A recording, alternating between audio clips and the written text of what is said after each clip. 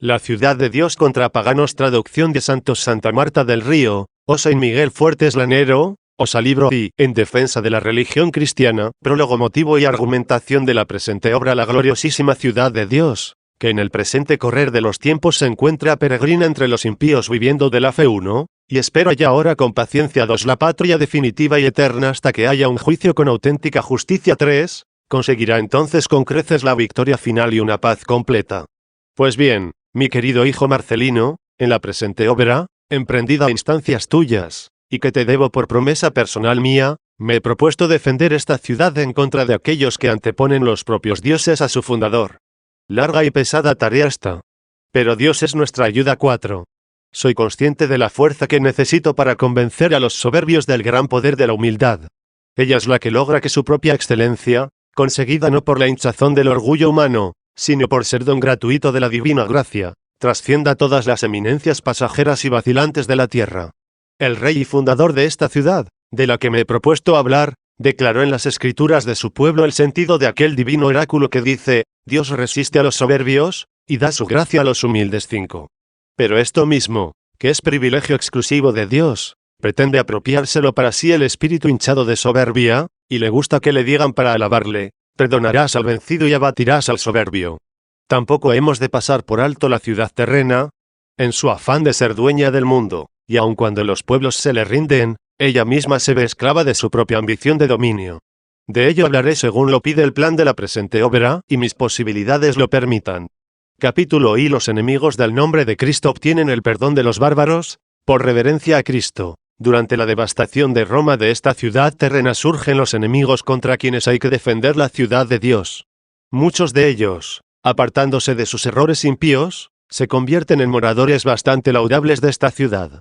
Otros muchos, en cambio, se están abrasando en un odio tan violento contra ella, y son tan ingratos a los evidentes favores de su Redentor, que este es el día en que no serían capaces de mover su lengua contra esta ciudad, si no fuera porque encontraron en sus lugares sagrados, al huir de las armas enemigas, la salvación de su vida, de la que ahora tanto se enorgullecen.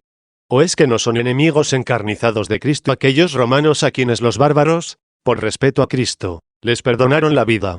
Testigos son de ello los santuarios de los mártires y las basílicas de los apóstoles, que en aquella devastación de la gran urbe acogieron a cuantos en ella se refugiaron, tanto propios como extraños.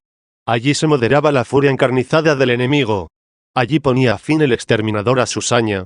Allí conducían los enemigos, tocados de benignidad, a quienes, fuera de aquellos lugares, habían perdonado la vida, y los aseguraban de las manos de quienes no tenían tal misericordia. Incluso aquellos mismos que en otras partes, al estilo de un enemigo, realizaban matanzas llenas de crueldad, se acercaban a estos lugares en los que estaba vedado lo que por derecho de guerra se permite en otras partes, refrenaban toda la saña de su espada y renunciaban al ansia que tenían de hacer cautivos. De esta manera han escapado multitud de los que ahora desacreditan el cristianismo, y achacan a Cristo las desgracias que tuvo que soportar aquella ciudad. En cambio, el beneficio de perdonárseles la vida por respeto a Cristo no se lo atribuyen a nuestro Cristo, sino a su destino. Deberían más bien, con un poco de juicio, atribuir los sufrimientos y asperezas que les han infligido sus enemigos a la divina providencia, que suele acrisolar y castigar la vida corrompida de los humanos. Ella es quien pone a prueba la rectitud y la vida honrada de los mortales con estos dolores para, una vez probada, pasar la vida mejor, o bien retenerla en esta tierra con otros fines.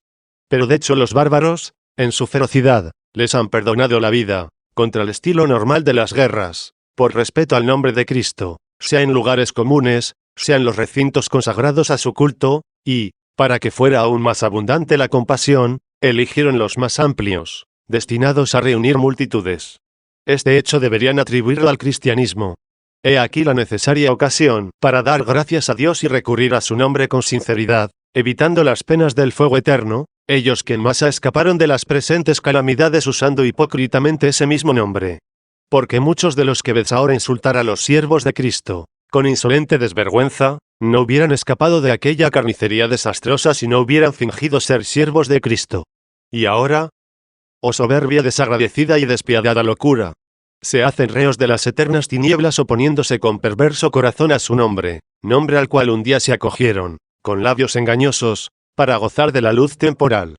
Capítulo 2. Jamás en una guerra los vencedores han perdonado a los vencidos por reverencia a sus dioses. Muchas son las gestas guerreras consignadas por escrito, unas anteriores a Roma, otras desde su nacimiento hasta el apogeo de su dominio. Léanlas y díganos si, en el asalto de alguna ciudad por extranjeros, los vencedores han perdonado de esta manera a los refugiados en los templos de sus propios dioses. O si se ha dado alguna orden por un caudillo bárbaro para que después del asalto a alguna ciudad no se hiriese a nadie de los encontrados en tal o cual templo. ¿No fue Eneas quien vio a Príamo entre los altares, profanando con su sangre los fuegos que él mismo había consagrado? ¿Y Diomedes y Ulises, después de degollar a la guardia de la ciudadela, no tuvieron el atrevimiento de robar la sagrada imagen y de poner sus ensangrentadas manos en las virgíneas fajas de la diosa? Y, sin embargo, lo que sigue no es cierto. Desde aquel instante empezó a aflojar y a desvanecerse la esperanza de los griegos. Porque fue después cuando quedaron victoriosos. Fue después cuando a Troya la destruyeron a sangre y fuego. Fue después cuando a Príamo, que había buscado refugio en los altares, lo degollaron. No, Troya no cayó por haber perdido a Minerva. ¿Y Minerva? ¿Qué había perdido ella para caer? ¿Quizá sus guardianes? Esto sí que es verdad. Porque solo pudo ser robada después de degollados ellos. La verdad es que el ídolo era defendido por los guardianes, en lugar de ser estos defendidos por el ídolo. ¿Cómo es posible que se le diera culto para que fuera la custodia de la ciudad y sus habitantes, ella que no fue capaz de custodiar a su propia custodia? Capítulo 3. Lamentable ligereza de los romanos, al creer que los dioses penates, impotentes para defender a Troya, les habían de servir a ellos. Mirad a qué dioses tenían a gala los romanos encomendar la guardia de su ciudad. ¡Qué error más lamentable! Y se irritan contra nosotros porque decimos todo esto de sus dioses. Y, en cambio, no se irritan contra sus escritores que lo inventaron, a quienes han podido estudiar a fuerza de dinero, juzgando además a sus maestros muy dignos de salario público y de honores. Es precisamente a Virgilio, como al principal y más brillante de todos los poetas, a quien leen desde niños para que sus espíritus, todavía tiernos, se empapen en él y no pueda caer en el olvido fácilmente, según aquel verso de Horacio, la vasija que de nueva se empapó de un perfume, largo tiempo lo conservará. Según este mismo Virgilio, Juno aparece llena de odio a los troyanos, diciendo a Eolo, rey de los vientos, para azuzarlo contra ellos, una raza, enemiga personal mía, va surcando las ondas del Tirreno, llevan consigo a Ilión y a los dioses vencidos de sus hogares hacia Italia. A estos dioses vencidos es a quienes los hombres juiciosos debieron encomendar a Roma para ser invencible. Juno hablaba así como una mujer irritada, sin saber bien lo que se decía.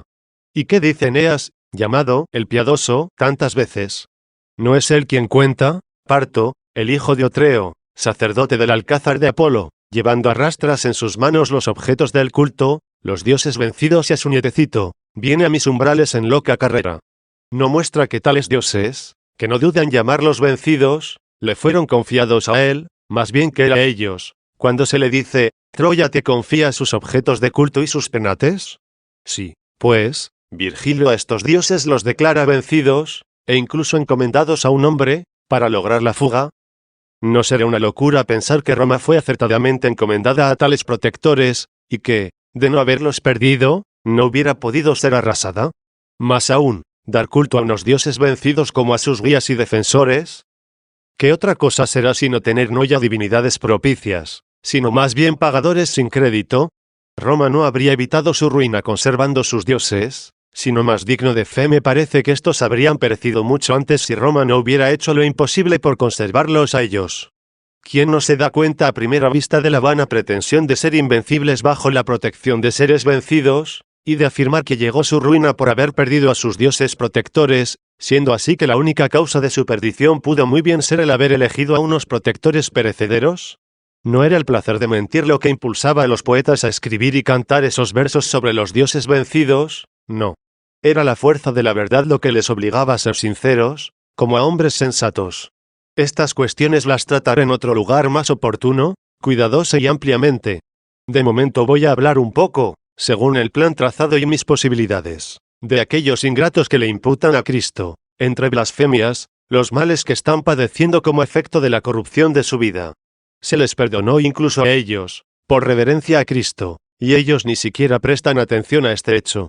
Con desenfreno sacrílego y perverso desatan contra este nombre las mismas lenguas que lo usaron con hipocresía para salvar su vida, esas lenguas que frenaron llenos de miedo en los lugares a él consagrados, quedando a salvo y sin peligro al ser respetados de sus enemigos por amor a él. Y luego salen furiosos de estos sagrados asilos vomitando maldiciones contra Cristo. Capítulo 4. El asilo de Juno en Troya no libró de las manos griegas a nadie. En cambio, las basílicas de los apóstoles ampararon del furor de los bárbaros a todos los que se acogieron a ellas. La misma Troya, como he dicho, madre del pueblo romano, no pudo defender en los templos a sus habitantes del fuego y la espada de los griegos, que daban culto a esos mismos dioses. Más todavía, en el asilo sagrado de Juno, los guardianes escogidos, Fénix y el cruel Ulises, custodiaban el botín. Aquí y allá se amontonaban tesoros de Troya, arrancados a los templos en llamas, mesas consagradas a los dioses, cráteras de oro macizo, vestimentas robadas. En derredor, de pie y en larga hilera, están las madres temblorosas con los niños. Así es, fue elegido el lugar consagrado a tan excelente diosa, pero no para impedir la salida de los cautivos, sino para tenerlos allí encerrados. Compara ahora aquel asilo, no de cualquier divinidad gregaria, ni una del tropel de dioses, sino de la misma hermana y esposa de Júpiter, reina de todos los dioses. Compárala con los lugares dedicados a los apóstoles, allí se llevaban los despojos robados a los dioses y templos incendiados, no para ofrecérselos a los vencidos, sino para repartirlo entre los vencedores. Aquí, en cambio, se traía con honor y un sagrado respeto hasta lo encontrado en otras partes, perteneciente a estos lugares. Allí se perdía la libertad, aquí quedaba asegurada. Allí se aseguraba la cautividad, aquí se prohibía. Allí eran encerrados para presa de la ambición de los enemigos. Aquí los enemigos, movidos a compasión, los traían para darles libertad. Aquel templo, en fin, de la diosa Juno lo había escogido la avaricia orgullosa de unos frívolos griegos. En cambio, estas basílicas de Cristo fueron elegidas por la humilde compasión de los bárbaros, incluso inhumanos. A no ser que quizá los griegos, en aquella su victoria, perdonasen los templos de los dioses comunes, y no se atreviesen a herir o hacer cautivos a los infelices y vencidos troyanos, allí refugiados. En tal caso, mentiría Virgilio, al estilo de los poetas. Pero nada de eso. Él mismo nos describe el método usado por los enemigos al devastar las ciudades. Capítulo V. Método generalizado de arrasar los enemigos a las ciudades vencidas. Sentencia de César. Ya el mismo César hace notar estos métodos salvajes al exponer ante el Senado su parecer sobre los conjurados, como recoge Salustio, historiador de notable fidelidad a los hechos, raptos de doncellas y muchachos, niños arrancados de los brazos de sus padres, madres sufriendo los caprichos de los vencedores, templos y casas entregados al saqueo, muertes, incendios. En fin, armas, cadáveres, sangre y lamentos por todas partes. Si en este pasaje hubieran omitido los lugares sagrados, habría fundamento para pensar que los enemigos respetaban de ordinario las moradas de los dioses. Y este trato no lo tenían los templos romanos precisamente de las hordas extranjeras, sino de Catilina y sus secuaces, senadores de la más alta alcurnia y ciudadanos romanos. Bien es cierto que esta gente eran hombres perdidos y parricidas de su propia madre patria. Capítulo V.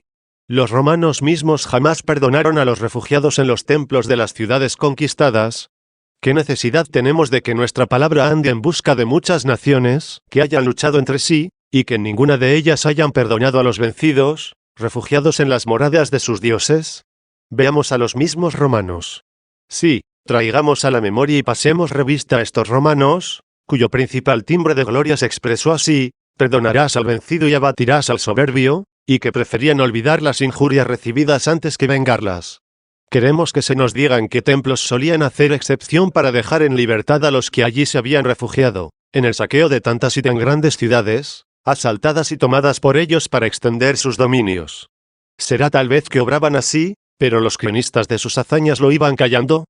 ¿Cómo iban a pasar por alto unas muestras de tan alta piedad para ellos, quienes andaban a la caza de ocasiones en que poder airear sus alabanzas?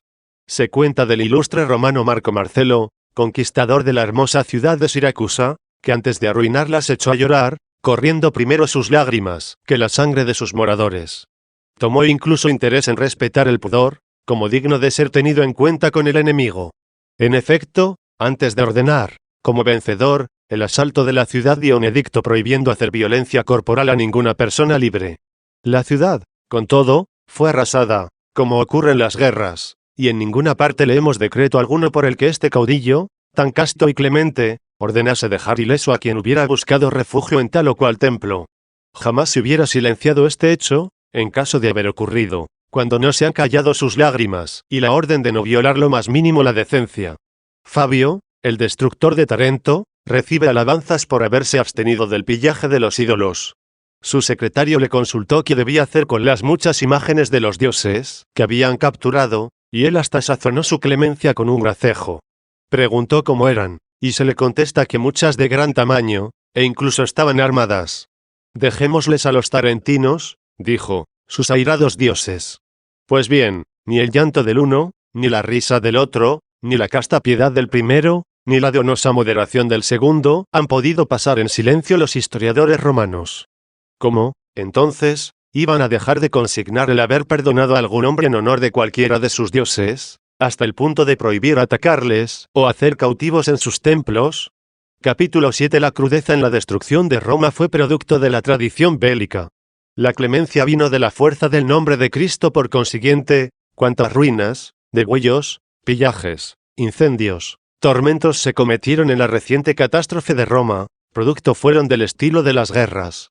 En cambio, lo insólito allí ocurrido, el que, cambiando su rumbo a los acontecimientos de una manera insospechada, el salvajismo de los bárbaros se haya mostrado blando hasta el punto de dejar establecidas, por elección, las basílicas más capaces para que el público las llenase y evitaran la condena, se lo debemos al nombre de Cristo. Allí a nadie se atacaba, de allí nadie podía ser llevado preso, a sus recintos los enemigos conducían por compasión a muchos para darles la libertad, allí ni la crueldad de los enemigos sacaría cautivo a uno solo. Todo esto, repito, se lo debemos al nombre cristiano, esto se lo debemos a la época de cristianismo. Quien esto no vea está ciego. Quien lo vea y no lo alabe es un ingrato.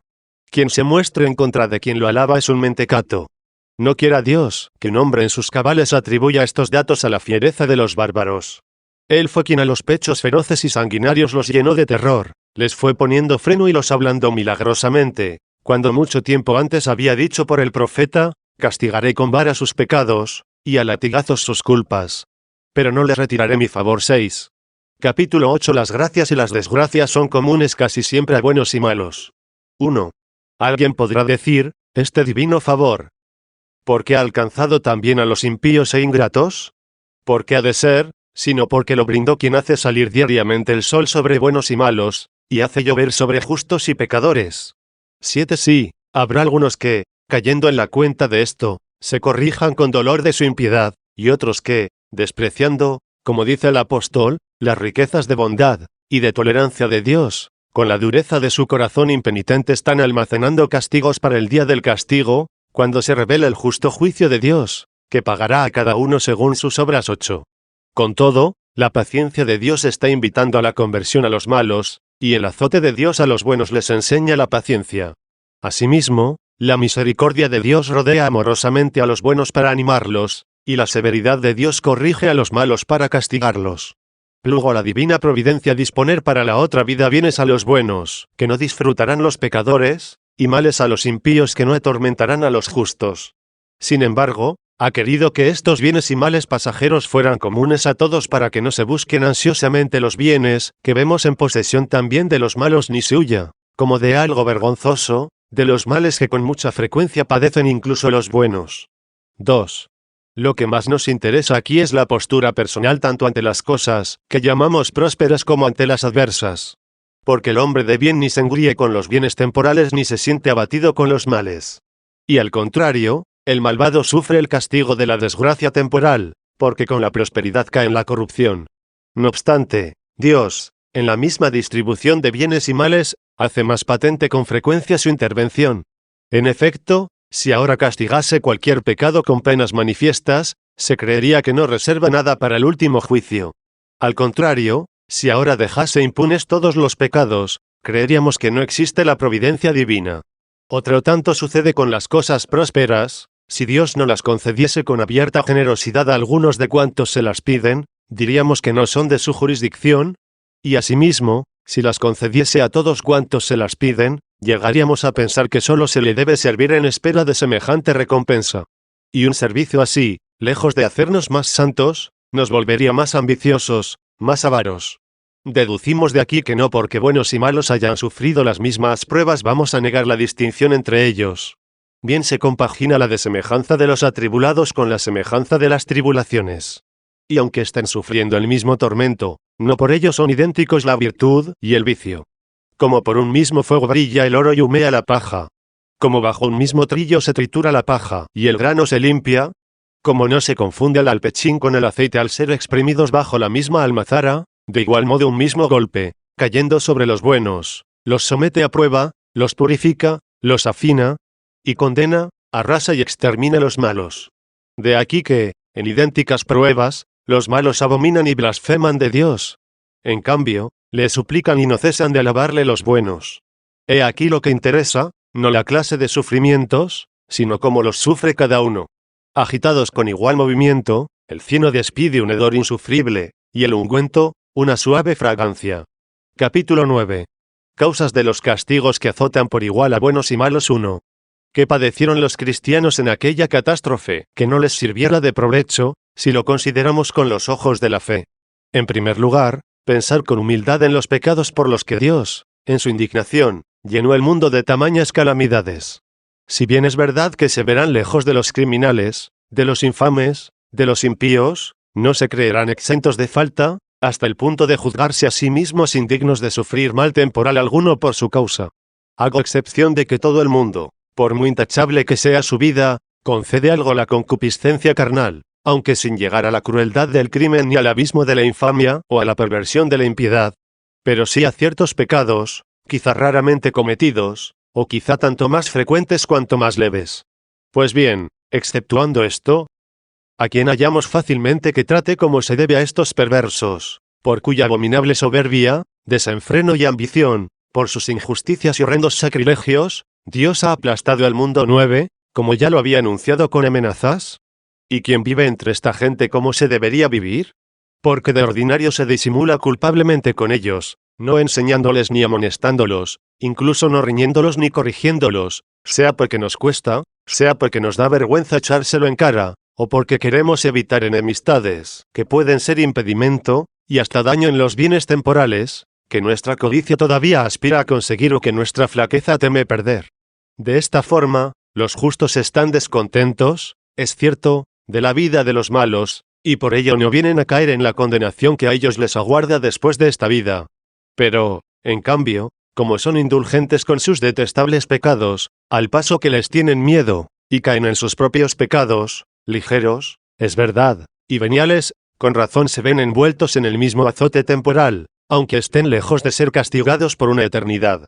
Bien merecen los buenos sentir las amarguras de esta vida, cuando se ven castigados por Dios con los malvados, ellos que, por no privarse de su bienestar, no quisieron causar amarguras a los pecadores. 2. Puede ocurrir que alguien se muestre remiso en reprender y poner corrección a los malhechores por estar buscando la ocasión más propicia, o bien tienen miedo de que se vuelvan peores por ello, o que pongan trabas a la formación moral y religiosa de algunos más débiles, con presiones para que se aparten de la fe. Esto no me parece consecuencia de mala inclinación alguna, sino más bien fruto de la caridad. Si son culpables los que viven de una forma distinta y aborrecen la conducta de los pecadores, pero hacen la vista gorda con los pecados ajenos, cuando deberían desaconsejar o reprender.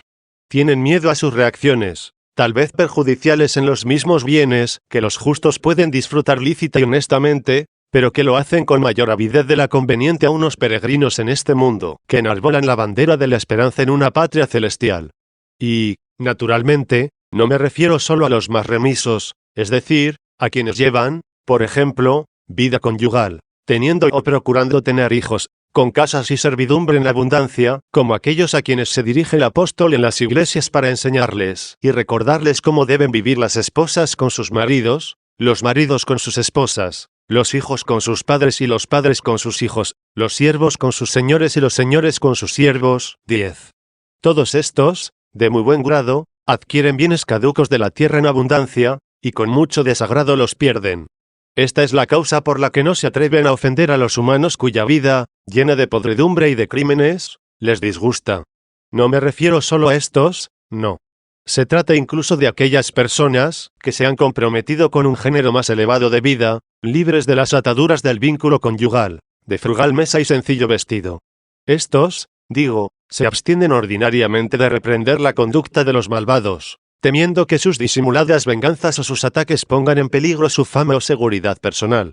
Cierto que no les tienen tanto miedo, hasta el punto de perpetrar acciones parecidas, cediendo a cualquiera de sus amenazas o perversidades. Con todo, evitan reprender esas tropelías, que no cometen en complicidad con ellos, siendo así que algunos cambiarían de conducta con la reprensión. Tienen miedo, si fracasan en su intento, de poner en peligro y de perder la reputación y la vida. Y no porque la crean indispensable para el servicio de enseñar a los demás, no.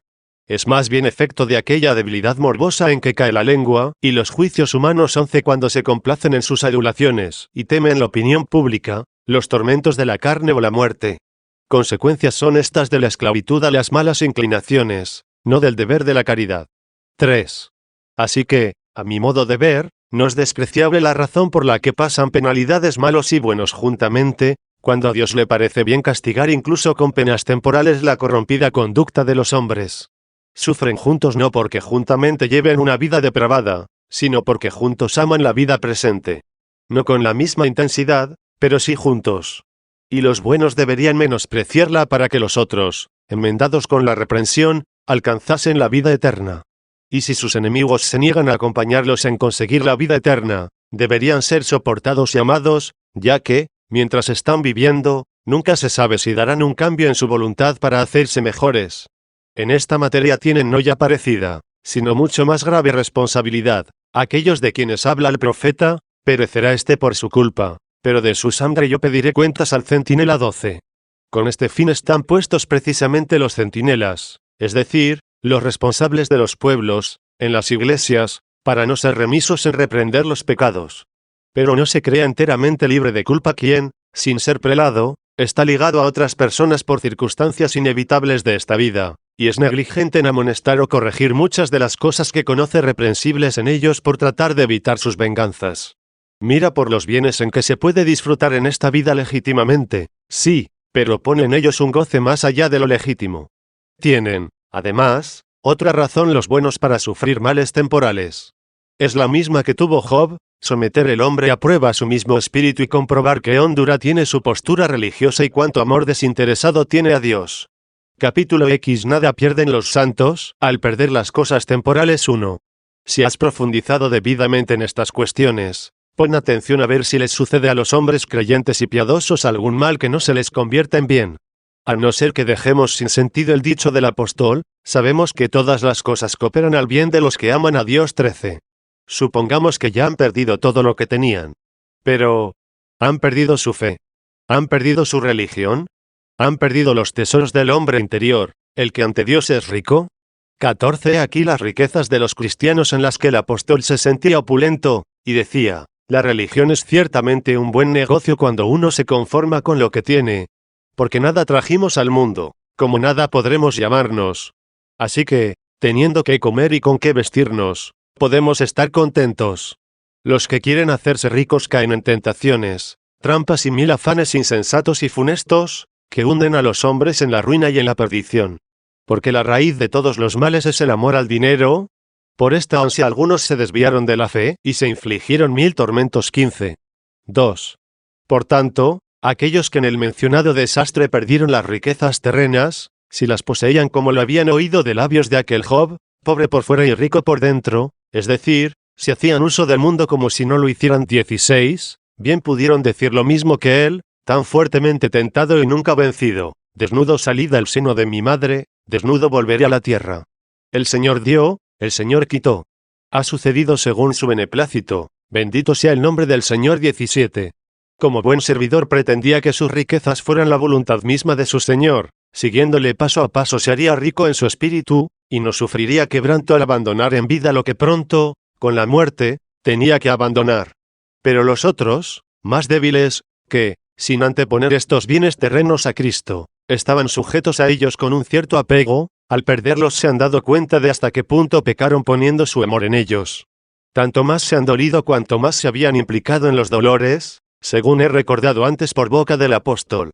Era preciso una lección de experiencia para quienes habían descuidado tanto tiempo las palabras. Pues al decir al apóstol, los que quieren hacerse ricos caen en tentaciones, etc. Sin duda lo que recriminan las riquezas es la codicia, no la posesión. Él ordena en otro lugar, a los ricos de este mundo insísteles en que no sean soberbios ni pongan su confianza en riqueza tan incierta, sino en el Dios vivo, que nos lo procura todo en abundancia para que lo disfrutemos. Que hagan el bien, que sean ricos en buenas obras, generosos, con sentido social. Así se asegurarán un capital sólido para el porvenir y alcanzarán la vida verdadera. 18. Quienes usaban así de sus riquezas fueron compensados en sus ligeras pérdidas con sustanciosas ganancias. Y la alegría experimentada por haber colocado a buen seguro los bienes que con gusto distribuyeron ha sido más grande que el dolor sentido por la pérdida alegre de los bienes que poseyeron sin apegos. Bien está que se hayan perdido en la tierra los tesoros, que por descuido no se trasladaron al cielo. De hecho, los que escucharon esta recomendación del Señor, dejaos de amontonar tesoros en la tierra, donde la polilla y la carcoma los echan a perder, donde los ladrones abren boquetes y roban. En cambio, amontonaos riquezas en el cielo, a donde el ladrón no llega ni la polilla corroe. Porque donde está tu tesoro, allí está también tu corazón. 19. Estos, digo, pudieron experimentar, en tiempo de tribulación, con cuánta cordura obraron al no despreciar las enseñanzas del Maestro más veraz y del más leal e invencible guardián de su tesoro. Son muchos los que se alegraron de haber puesto sus riquezas en lugares no alcanzados, de hecho, por el enemigo. Pero, con cuánta mayor certeza y seguridad han podido alegrarse quienes siguieron la recomendación de su Dios y la trasladaron a donde jamás podrá el enemigo tener acceso.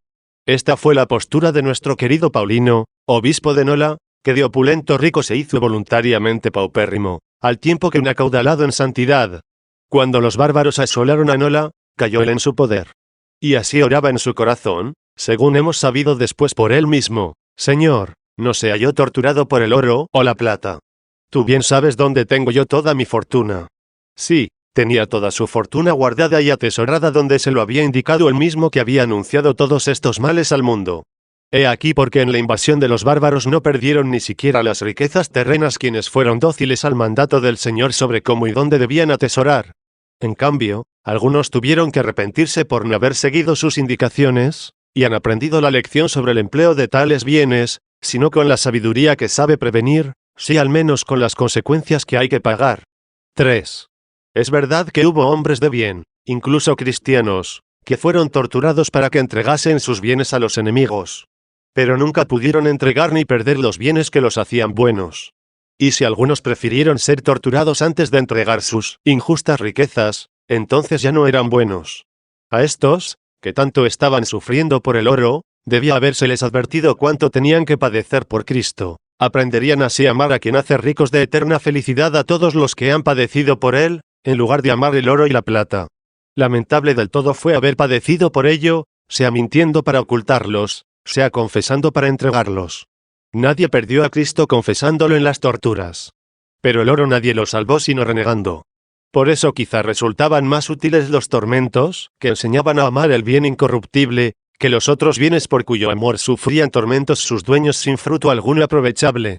Hubo también quienes, no teniendo bienes algunos que entregar, sufrieron torturas por no ser creídos. También estos, quizá, deseaban poseer, y si eran pobres, no lo eran por una voluntad santa. En ellos se puso en evidencia que no fue la posesión, sino la pasión por las riquezas, la merecedora de tales torturas. Ahora bien, si algunos, resueltos a emprender una vida más perfecta, no tenían escondidos ni oro ni plata, ignoro si les sucedió algo parecido, es decir, recibir torturas hasta convencer a sus verdugos de que nada tenían. De todos modos, aunque el caso se haya dado, el que confesaba la santa pobreza entre aquellos tormentos, a Cristo estaba confesando con toda evidencia. Y, por tanto, aunque no logró hacerse creer de los enemigos, sí logró con sus tormentos una recompensa celestial, como defensor de la santa pobreza. 4. Se dice que un hambre prolongada acabó con muchos cristianos. También esto lo han convertido en beneficio suyo los auténticos hombres de fe, tolerándolo con una actitud religiosa. El hambre, al quitarles la vida, como si fuera una enfermedad corporal, los ha librado de los males de esta vida. Y si no los llegó a consumir, les ha enseñado a vivir más sobriamente, a ayunar más prolongadamente. Capítulo 11. Fin de la vida temporal. Larga o breve. Se objeta que muchos cristianos han sido muertos y con frecuencia perecieron de la forma más horrenda. Será esto duro de soportar, pero es la suerte común de todos los engendrados para esta vida. Una cosa así afirmo, nadie fue muerto que no hubiera de morir algún día. La muerte hace idénticas tanto la vida larga como la breve. En efecto, de dos cosas que ya no existen, ni una es mejor o peor, ni tampoco es más larga o más breve. ¿Qué importa la clase de muerte que ponga fin a esta vida cuando al que muere no se le obliga ya de nuevo a morir? La verdad es que a cada mortal de alguna manera le amenazan muertes por todas partes. En los cotidianos azares de la presente vida, mientras dure la incertidumbre sobre cuál de ellas le sobrevendrá, yo me pregunto si no será preferible pasar una, muriendo antes, que tener encima la amenaza de todas viviendo. No ignoro con qué facilidad elegimos vivir largos años bajo el temor de tantas muertes, en lugar de morir de una vez y no temblar ya ante ninguna. Pero una cosa es lo que el sentido carnal, flaco como es, rehuye por miedo, y otra distinta las victorias logradas por el espíritu tras una reflexión profunda y minuciosa. La muerte no debe tenerse como un mal cuando la ha precedido una vida honrada. En rigor, lo que convierte en mal a la muerte es lo que sigue a la muerte. De aquí que quienes necesariamente han de morir no deben tener grandes preocupaciones por las circunstancias de su muerte, sino más bien a donde tendrán que ir sin remedio tras el paso de la muerte. Los cristianos saben que fue incomparablemente mejor la muerte de aquel piadoso pobre, en medio de los perros que le lamían, que la del rico impío, entre su púrpura y su lino 20. En que han podido entonces perjudicar a los difuntos que han vivido sin tacha, las formas horrendas de morir. Capítulo 12. De nada priva a los cristianos al dejar sus cadáveres insepultos. 1. Tal era el montón de cadáveres, objetan, que ni sepultarlos pudieron. Pues bien, tampoco a esto le tiene demasiado miedo una fe auténtica. Los servidores de Cristo recuerdan lo que fue anunciado, que ni siquiera las bestias devoradoras serán obstáculo a la resurrección de los cuerpos, no se perderá un cabello de su cabeza. 21. De ningún modo hubiera dicho la verdad, no tengáis miedo a los que matan el cuerpo, y no pueden matar el alma. 22. Si fuera obstáculo para la vida futura lo que se les antojase hacer con sus cuerpos a los enemigos de los caídos. No se empeñará ningún insensato en sostener, antes de morir no debemos tener miedo a quienes matan el cuerpo, pero sí que impidan la sepultura del cadáver. En ese caso sería falso lo que dice Cristo, los que matan el cuerpo, y luego ya no tienen más que hacer. 23. Si pudieran hacer algo tan importante con el cadáver. Lejos de nosotros dudar lo afirmado por la verdad. Dijo, en efecto, que algún daño sí causaban al matar, dado que el cuerpo tiene sensaciones en ese instante. Después ya no tienen nada que hacer, el cadáver está totalmente insensible. A muchos cuerpos de cristianos no se les dio tierra, es verdad. Pero a nadie han logrado expulsar de los espacios del cielo y tierra, llenos como están de la presencia de aquel que conoce de dónde hará surgir, por la resurrección, lo que él mismo creó. Cierto que se dice en el Salmo, echaron los cadáveres de tus siervos en pasto a las aves del cielo, y la carne de tus fieles a las fieras de la tierra. Derramaron su sangre como agua en torno a Jerusalén, y nadie la enterraba. 24. Pero estos términos son más para resaltar la crueldad de los autores que el infortunio de las víctimas. Porque, aunque estos horrores parezcan duros y crueles a los ojos humanos, sin embargo, preciosa es a los ojos de Dios la muerte de sus fieles. 25. Por consiguiente, todo lo tocante a las honras fúnebres, a la calidad de la sepultura o a la solemnidad del entierro constituye más un consuelo de vivos que un alivio de los difuntos. Si al hombre sin religión le sirve de provecho una costosa sepultura, al piadoso le sería una desventaja la ordinaria, o el no tener ninguna. Brillantes funerales a los ojos humanos le brindó la muchedumbre de sus servidores al famoso rico purpurado. Pero mucho más deslumbrantes ante el Señor le ofreció al pobrecillo ulceroso el ejército de los ángeles, quienes no lo colocaron en un alto y marmóreo túmulo, sino que lo depositaron en el regazo de Abraham. 2. De todo esto se burlan aquellos contra quienes he emprendido la apología de la ciudad de Dios. Sin embargo, también sus filósofos han mostrado desprecio por el cuidado de su sepultura. Y hasta ejércitos enteros, al entregar su vida por la patria terrena, no se preocupaban del lugar de su reposo, ni porque fieras habían de ser devorados. Bien han podido decir algunos poetas con aplausos de sus lectores, a quien le falta urna, el cielo le sirva de cobertura.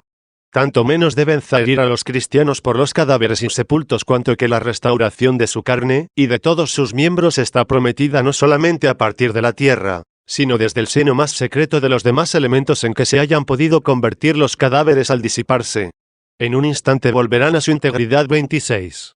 Capítulo 13. Motivos para dar sepultura a los cuerpos de los santos. De lo dicho no se deduce que hayamos de menospreciar y abandonar los cuerpos de los difuntos, sobre todo los de los santos y los creyentes, de quienes se sirvió el Espíritu Santo como de instrumentos y receptáculos de toda clase de buenas obras. Si las vestiduras del padre y de la madre, o su anillo y recuerdos personales, son tanto más queridos para los descendientes cuanto mayor fue el cariño hacia ellos, en absoluto se debe menospreciar el cuerpo con el cual hemos tenido mucha más familiaridad e intimidad que con cualquier vestido. ¿Es el cuerpo algo más que un simple adorno o un instrumento? Forma parte de la misma naturaleza del hombre. De aquí que los entierros de los antiguos justos se cuidaran como un deber de piedad. Se les celebraban funerales y se les proporcionaba sepultura. 27. Ellos mismos en vida dieron disposiciones a sus hijos acerca del sepelio o el traslado de sus cuerpos. 28. Se prodigan elogios a Tobías, que por enterrar a los muertos, según el testimonio de un ángel, alcanzó merecimientos ante Dios. 29.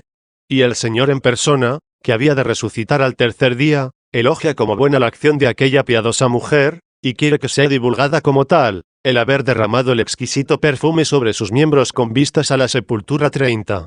Con elogio se cita en el Evangelio a quienes pusieron delicadeza en bajarlo de la cruz, lo envolvieron respetuosamente y lo colocaron en el sepulcro. 31.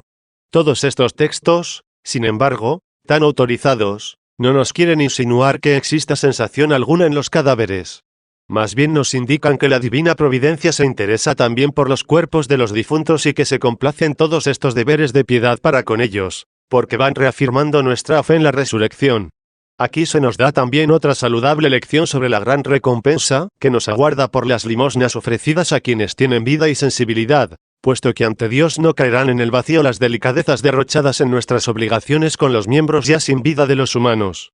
Otras disposiciones hay también de los santos patriarcas, conscientemente pronunciadas como portadoras de un contenido profético, acerca de la sepultura o traslado de sus cuerpos, pero no es este el lugar adecuado para tratarlo.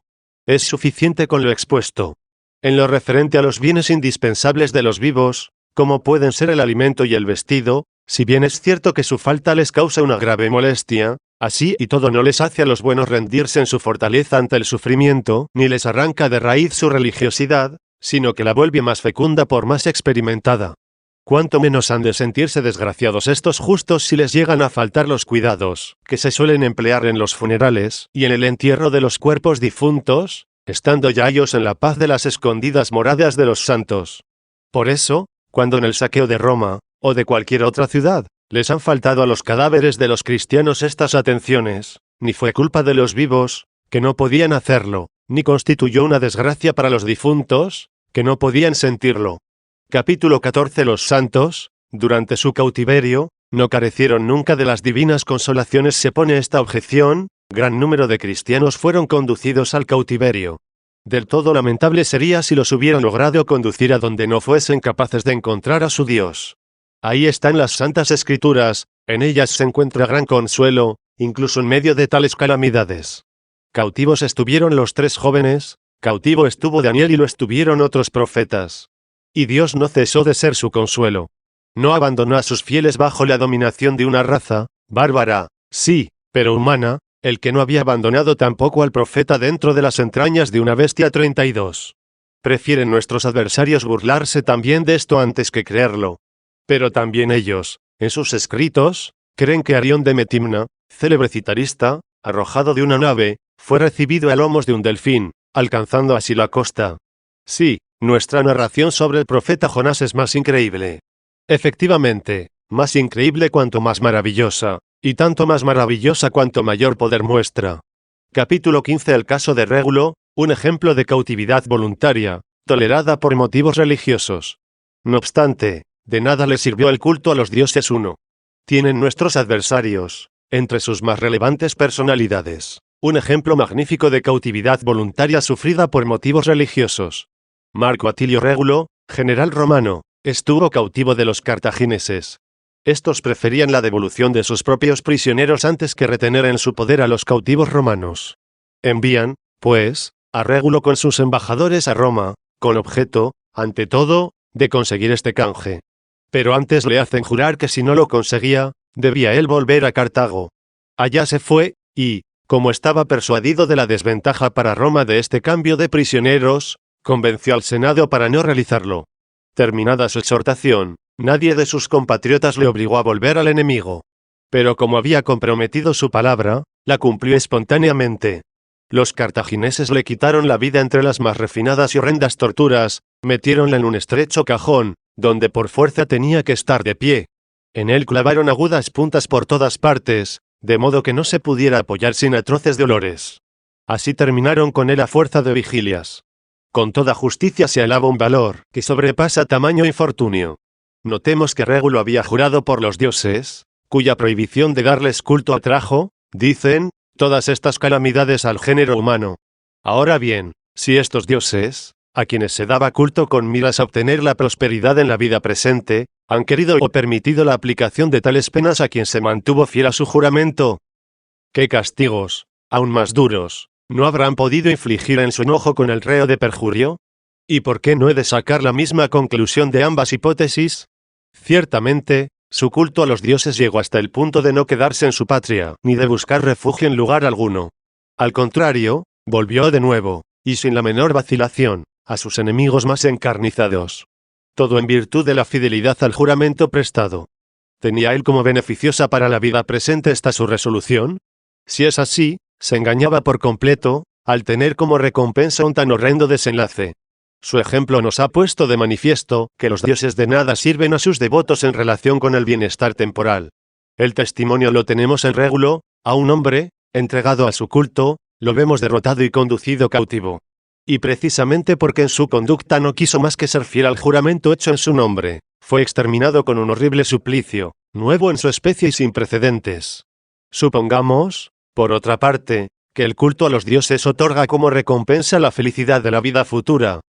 ¿A qué viene levantar contra el cristianismo la calumnia de que le sobrevino a Roma tal desgracia por dejar de dar culto a sus dioses? ¿No podría haber sido tan desgraciada como lo fue el famoso Régulo, aun cuando pusiera el máximo cuidado en honrarlos? Porque nadie tan tercamente se empeñará en sostener la felicidad como segura para una ciudad entera, fiel al culto de sus dioses, mientras no está asegurada para un hombre solo. Es decir, que el poder de sus dioses sea más adecuado para salvar colectividades que individuos. Pero, ¿acaso las colectividades no están formadas de individuos? 2. ¿Podrá arguirse todavía que Marco Régulo, en medio de su cautiverio y de tales tormentos físicos, pudo conservar su felicidad gracias a la virtud de su espíritu? Que busquen entonces una virtud que haga posible la felicidad de una ciudad entera. Es evidente que el bienestar de la ciudad no procede de una fuente distinta que el bienestar del individuo, puesto que la ciudad no es otra cosa que una multitud de hombres en mutua armonía. Ahora no entro en cuestión sobre la naturaleza de la virtud de Régulo. Baste, de momento, dejar claro que este alto ejemplo les obliga a reconocer a los paganos que su culto a los dioses no es con miras a los bienes corporales, o a las cosas externas al hombre. Ahí está Régulo, que prefirió carecer de todas ellas antes que ofender a los dioses en cuyo nombre había jurado.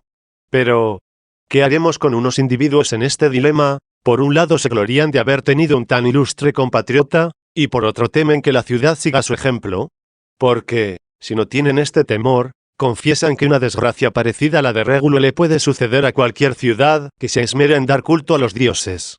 Y se dejen ya de levantar calumnias contra el cristianismo. Pero volvamos a la cuestión antes surgida acerca de los cristianos hechos cautivos. Al considerar este hecho, guarden silencio ellos, que de aquí toman pie para mofarse, indecentes e imprudentes, de la religión más saludable.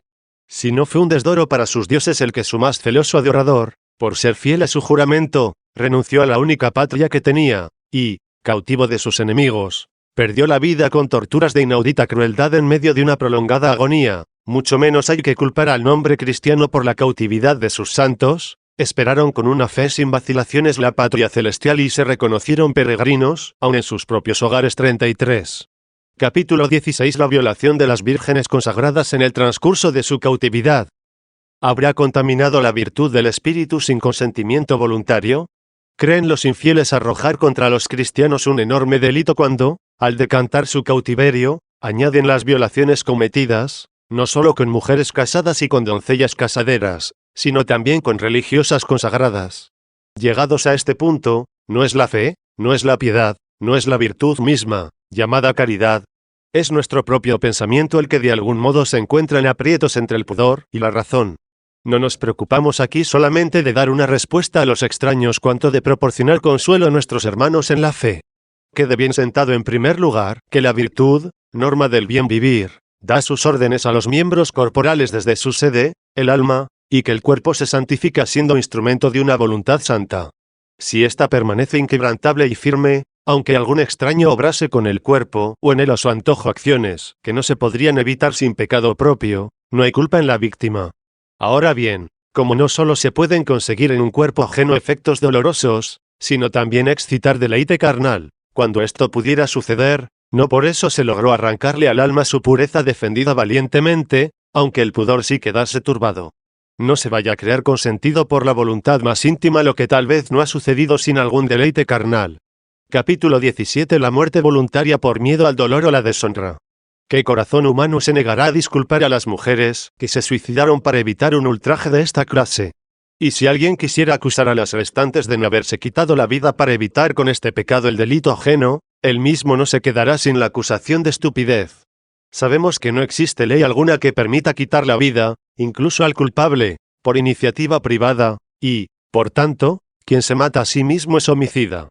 Y tanto más culpable se hace al suicidarse cuanto más inocente era en la causa que le llevó a la muerte. Concedamos con razón el hecho de Judas. La verdad manifiesta que, al suspenderse de un lazo, más bien aumentó que expió la felonía de su traición.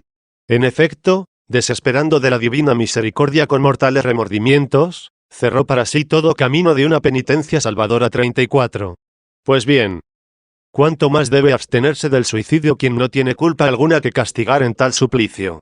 Porque Judas, al matarse, mató a un delincuente, y a pesar de todo acabó su propia vida no solamente reo de la muerte de Cristo, sino de la suya propia. Se suicidó por su propio crimen, pero, además, añadió un segundo crimen. ¿Por qué, pues, el hombre que no ha hecho mal alguno se lo va a causar a sí mismo? ¿Por qué con su propia muerte va a ejecutar a un inocente, por no sufrir a un culpable? ¿Va a cometer en su persona un pecado, para evitar que en ella se cometa otro ajeno? Capítulo 18. La violencia y la pasión carnal ajenas, sufridas en el cuerpo de la víctima contra su voluntad. 1. Se tienen miedo, sin duda, de que a uno le mancille la pasión carnal, incluso ajena. Nunca le mancillará si es ajena, y si le mancilla, no será ajena. Pero la pureza es una virtud del espíritu, y tiene por compañera la fortaleza, que le da coraje para aguantar cualesquiera males antes que consentir el mal. Por otra parte, nadie, por paciente y pudoroso que sea, tiene en su mano el disponer de su propia carne, únicamente es dueño de consentir o de rechazar en su espíritu. Según esto, ¿admitirá algún hombre de sano juicio que se pierde la castidad si se da el caso de que en su propia carne, tomada por la fuerza, tienen lugar actos, incluso consumados, de una pasión carnal extraña? Si por esta razón fenece la pureza, entonces ya no es una virtud del espíritu, y no formaría parte de aquellos bienes que constituyen una conducta intachable. Se la contaría solamente entre los bienes del cuerpo, tales como el vigor, la belleza, la buena salud y otros por el estilo. Estas cualidades, aunque llegaran a disminuir, de ninguna manera menguarían la honradez y la justicia de una vida. Si la castidad fuera un bien de este orden, ¿a qué viene el esforzarse para no perderla hasta con peligro del cuerpo? Pero si es un bien del espíritu, no se pierde ni aun con la violencia del cuerpo. Más aún, cuando la santa continencia resiste el asalto impuro de las concupiscencias carnales, hasta el mismo cuerpo queda santificado. Si persiste en una decisión sin fisuras de no ceder a sus solicitudes, no se mengua la santidad ni siquiera del cuerpo, puesto que sigue en pie la voluntad y, en cuanto está de su parte, también la posibilidad de utilizarlo santamente. 2. No se crea que el cuerpo es santo porque conserva la integridad de sus miembros, o la exención de todo contacto físico, dado que por diversas causas pueden sufrir atentados o violencias. Los médicos, a veces, por razones de salud, practican actos que repugnarían a la vista. Parece ser que una comadre, en la comprobación de la integridad de una doncella con la mano, sea por mala voluntad, sea por impericia o accidentalmente, se la destruyó en esta inspección. No creo a nadie de tan poco seso como para pensar en alguna mengua de santidad en tal doncella, incluso de la corporal, aunque haya perdido la integridad de esa parte. Cuando el espíritu se conserva firme en el propósito que le ha merecido la santificación incluso corporal, no se le arrebata la violencia pasional ajena. Está muy custodiada por la propia continencia. Supongamos, por el contrario, que una mujer, interiormente corrompida, viola la promesa hecha a Dios y se va a buscar a su seductor para entregarse a la pasión viciosa. Diremos que conserva, mientras va de camino todavía, la santidad corporal, habiendo perdido y destrozado la santidad de su espíritu, que hacía santo al cuerpo. Lejos de nosotros semejante error. Saquemos más bien de lo dicho la siguiente conclusión: la santidad del cuerpo, aun en el caso de violencia, no se pierde si permanece la santidad del espíritu, y al revés, desaparece, aunque el cuerpo quede intacto, si se pierde la santidad del espíritu. Se deduce de aquí que no hay razón alguna para castigarse a sí misma con el suicidio la mujer profanada violentamente y víctima de un pecado ajeno. Mucho menos si es antes de la agresión. Porque vamos a consentir un homicidio cierto, cuando aún es incierto el delito mismo, por más que sea ajeno. Capítulo 19. El caso de Lucrecia, suicidada por la deshonra en ella cometida. 1. Hemos expuesto que, cuando se da opresión corporal sin que haya cambiado hacia el mal, en lo más íntimo, la resolución de mantener la castidad, la torpeza recae únicamente sobre quien logró satisfacer la pasión carnal con violencia, nunca sobre quien cayó, contra su voluntad, bajo la violencia pasional. Tendrán la osadía de contradecir un tan evidente raciocinio estos individuos, en contra de los cuales salimos en defensa de la santidad corporal y espiritual de las mujeres cristianas violentadas en el cautiverio. Son ellos quienes ponen por las nubes la castidad de Lucrecia, noble matrona de la antigua Roma. El hijo del rey Tarquinio hizo presa lasciva en su cuerpo con violencia. Ella delató este crimen del desvergonzado joven a su marido, Colatino, y a Bruto, pariente suyo, ambos del más alto rango y valor, haciéndoles prometer venganza. Luego, incapaz de soportar la amargura de un tal deshonor cometido en su persona, se quitó la vida. ¿Qué diremos ante este caso? ¿Qué veredicto le damos? ¿Es adúltera o casta? ¿Merecerá la pena gastar energías en esta discusión? Con toda elegancia y exactitud dijo un declamador. ¡Oh maravilla! 2 hubo, y solo uno cometió adulterio. Afirmación espléndida y justísima.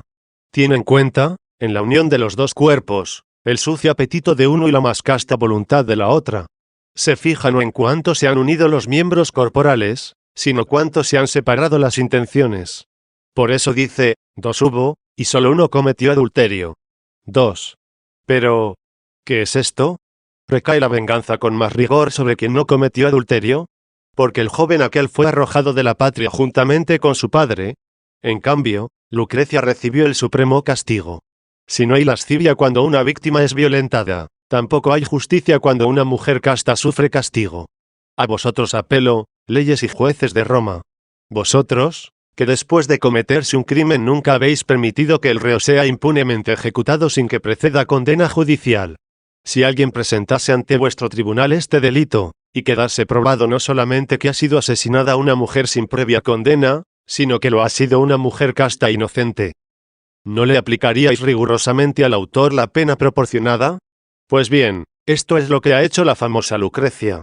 Aquella, sí, aquella tan decantada Lucrecia mató a una Lucrecia inocente, casta y, para colmo, víctima de la violencia.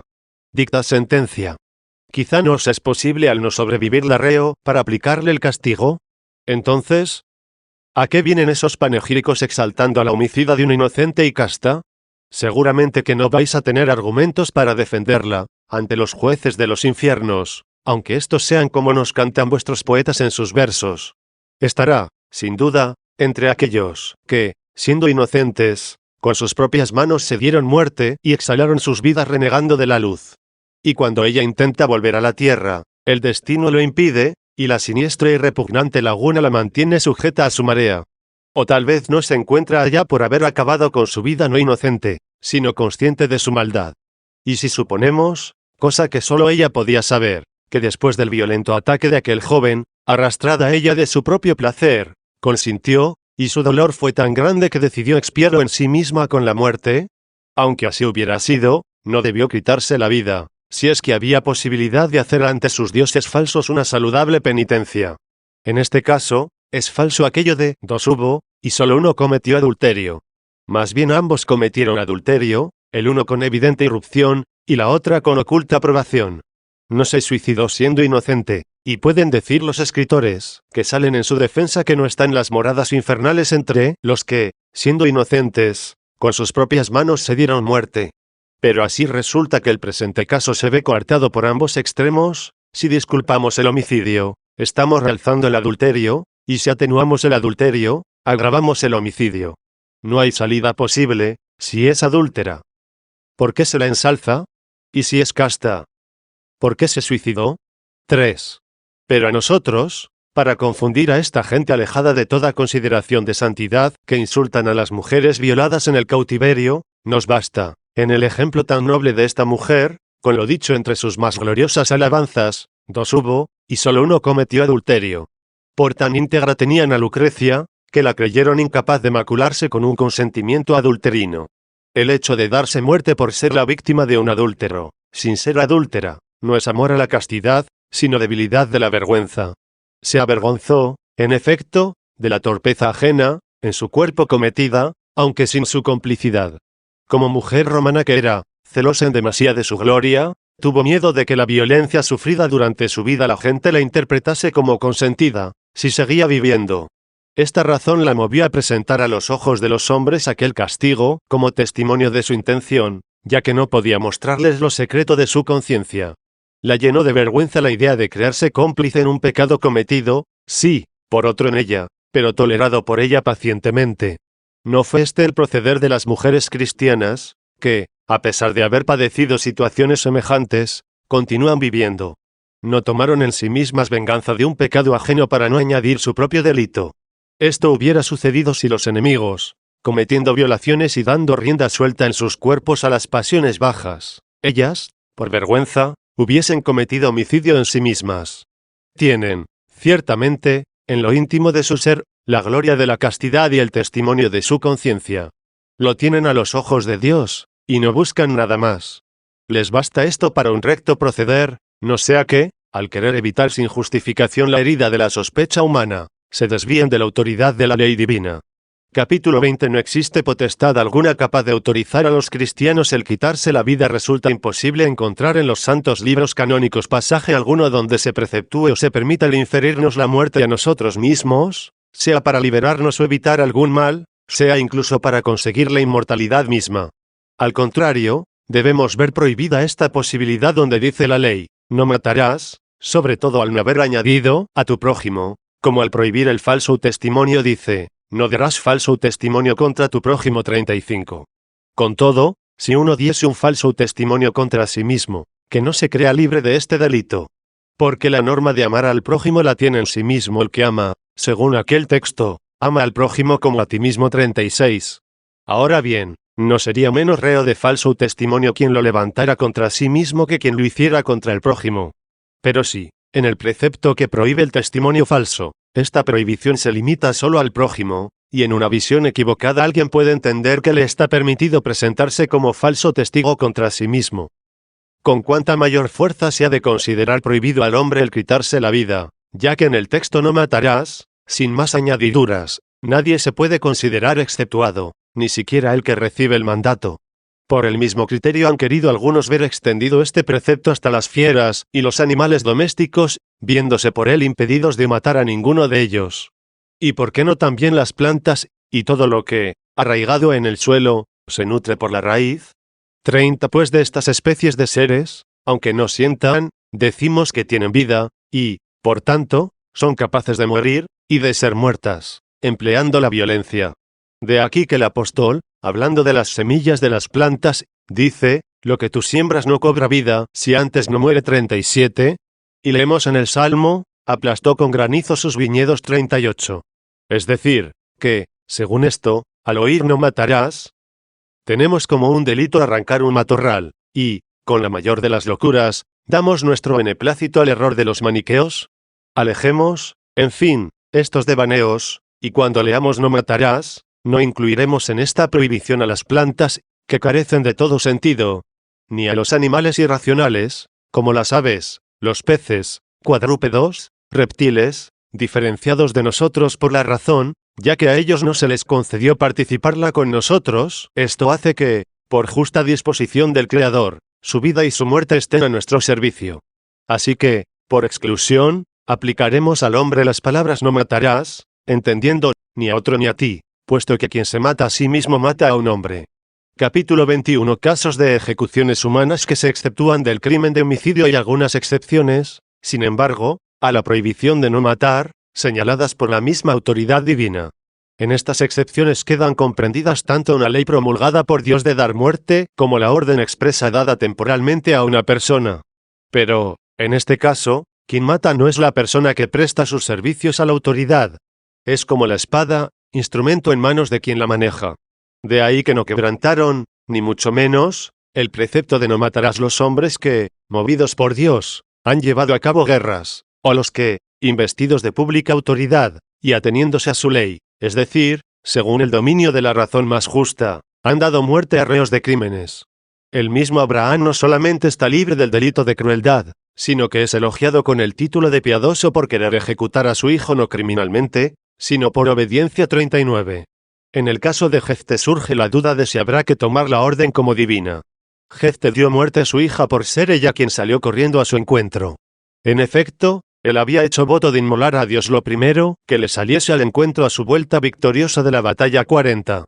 Tampoco Sansón queda excusado de haberse sepultado a sí mismo con sus enemigos en el derrumbamiento de la casa, a no ser porque el Espíritu Santo, que hacía milagros por su medio 41, se lo ordenara interiormente.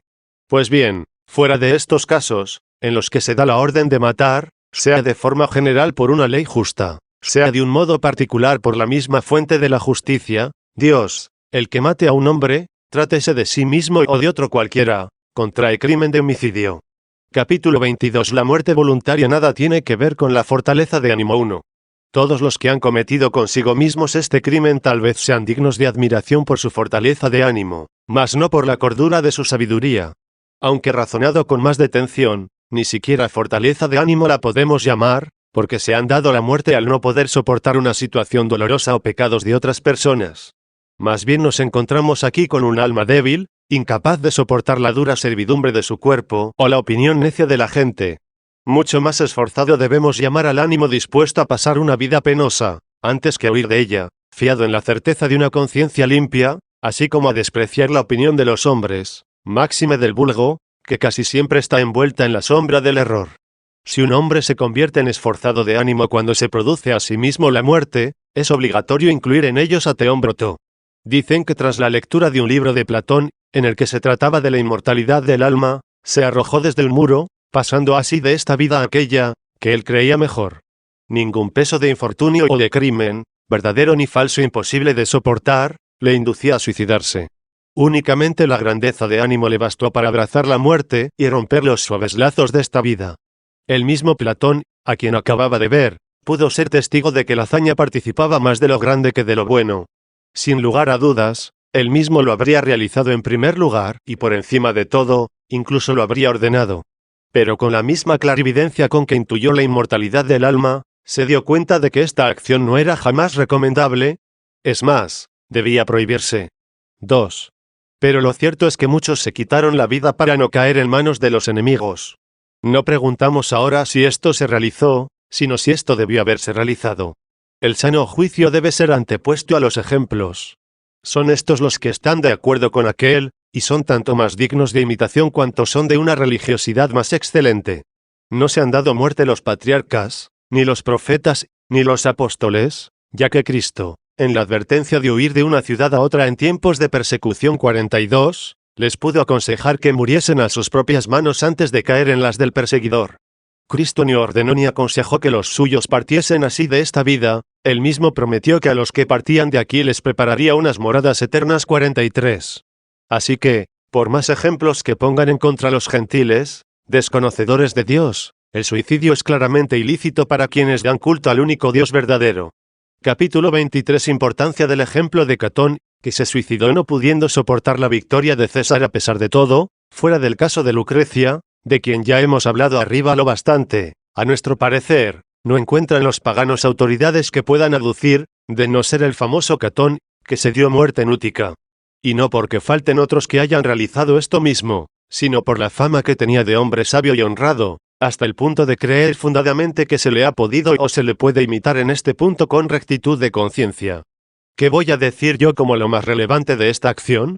Que sus amigos, algunos de ellos hombres cultos, le disuadían con toda prudencia de consumar el suicidio, y opinaban que su hazaña más bien era propia de un espíritu cobarde que valeroso al quedar patente en ella que no se trataba del honor, que pretende evitar la deshonra, sino de la debilidad que no es capaz de soportar la adversidad. Así pensó el mismo Catón con respecto a su hijo muy querido. ¿Y si era vergonzoso vivir humillado por la victoria de César? ¿Por qué se convierte él en provocador de una tal vergüenza para su hijo, mandándole que lo espere todo de la benignidad de César? ¿Por qué no le arrastró consigo a la muerte? Y si Torcuato ejecutó a su hijo con general aplauso, aquel hijo que, en contra de sus órdenes, luchó contra el enemigo quedando incluso victorioso. ¿Cómo es que Catón, que no se perdonó a sí mismo, vencido él, perdonó a su hijo también vencido? ¿Era acaso más deshonroso quedar vencedor en contra del mandato que soportarlo en contra del honor? Catón no ha tenido por deshonroso vivir sometido al vencedor César. En ese caso, lo habría liberado de tal deshonra con su espada paterna. Entonces, ¿por qué?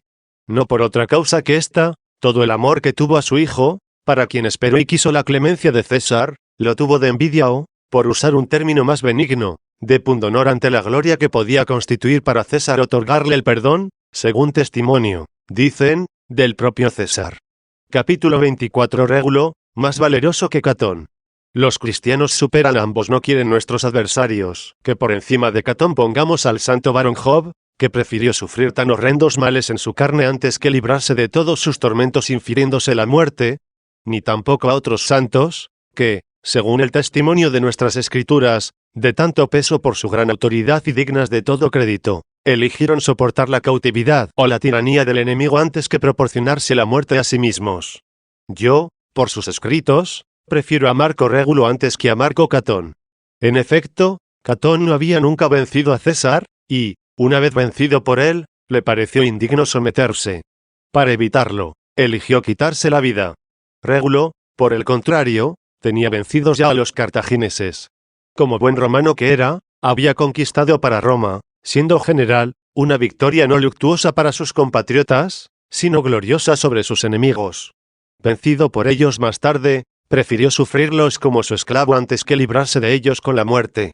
De este modo conservó bajo la opresión de los cartagineses la entereza, y por amor de los romanos la constancia, no sustrayendo su cuerpo vencido a los enemigos, ni su ánimo invicto a sus compatriotas. Por otra parte, el hecho de no querer suicidarse no fue por amor a esta vida. Prueba de ello es que, para cumplir el juramento hecho, embarcó, sin vacilar un momento, rumbo a los mismos enemigos, ofendidos más gravemente por su discurso ante el Senado que por las armas en la guerra. Consiguientemente, un tan ilustre despreciador de esta vida, al elegir el fin de sus días a manos de sus encarnizados enemigos entre sabe Dios qué tormentos antes que causarse la muerte, tuvo por un gran crimen, sin género de dudas, el producirse el hombre a sí mismo la muerte. Entre todos sus hombres honorables e ilustres por su intachable proceder, los romanos no nos muestran otro mejor, ni con la prosperidad cayó en la corrupción, puesto que vivió paupérrimo a pesar de haber logrado una tan alta victoria, ni tampoco cayó en el abatimiento con la desgracia, puesto que volvió intrépido hacia tamañas torturas. He aquí como los más valientes y famosos defensores de la patria terrena adoraban sin hipocresía a los dioses, y, aunque falsos, juraban por ellos con toda sinceridad. Pues bien, estos, que en virtud del derecho de guerra y por costumbre tenían la potestad de inmolar a sus enemigos vencidos, encontrándose ellos en esta situación, no quisieron inmolarse a sí mismos. Sin ningún miedo a la muerte, prefirieron soportarlos como dueños de sus vidas antes que causarse la muerte. Con cuánta mayor razón los cristianos, adoradores del Dios verdadero y que aspiran a una patria celeste, han de contenerse ante el delito de homicidio, si una disposición divina los pone temporalmente bajo el yugo de los enemigos, con objeto de probarlos o corregirlos. Además, no los abandona en una tal humillación él, que, siendo el Altísimo, por ellos tanto se humilló. Y ninguna potestad o derecho militar obliga a los cristianos a aniquilar al enemigo vencido. ¿Cómo es que un error tan funesto se ha deslizado en el hombre, que le lleva al suicidio, bien porque un enemigo ha pecado contra él, bien para evitarlo cuando no se atreve a matar al enemigo, que ya ha pecado o que se dispone a pecar? Capítulo 25 No se debe cometer un pecado, para evitar otro con todo, sigan diciendo, es de temer que el cuerpo, presa de la pasión de un agresor, induzca al alma a consentir en el pecado por un atractivo deleite, Y esto hay que evitarlo. Así que no ya por un pecado ajeno, sino por el propio, hay obligación de matarse antes de cometerlo. No, de ninguna manera un alma, sujeta más a Dios y a su sabiduría, que al cuerpo y a su concupiscencia, consentirá en el placer carnal propio, excitado por el ajeno. Al contrario, si el procurarse el hombre su muerte es un detestable delito y un crimen abominable, como lo proclama la verdad manifiestamente, ¿quién, en su desatino, llegará a decir, vamos a pecar ahora, no sea que pequemos después? Cometamos ahora un homicidio, no sea que después caigamos en adulterio.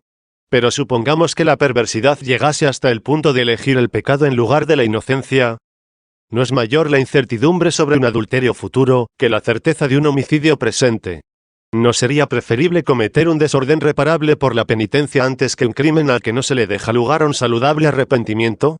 Digo esto refiriéndome a aquellos o aquellas que para evitar no ya un pecado ajeno, sino al propio, y temiendo el consentimiento de su propia lujuria, excitada por la de otro, cree obligado a herirse de muerte a sí mismo. Por lo demás, lejos de un cristiano que se fía de su Dios y que se apoya en su auxilio, poniendo en él toda su esperanza. Lejos, digo, el pensar que una tal alma se rinda a los deleites carnales, sean los que sean, hasta consentir en un pecado torpe.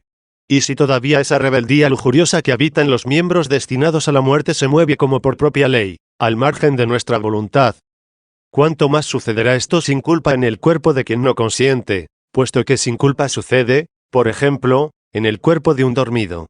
Capítulo 26 Motivos que los santos han debido tener al realizar algo ilícito, pero algunas santas mujeres, nos dicen, durante las persecuciones se arrojaron a un río de corriente mortal para no caer en manos de los violadores de su castidad, muriendo de ese modo, y su martirio se celebra con la más solemne veneración en la Iglesia católica. Sobre este hecho no me atrevo a emitir un juicio precipitado.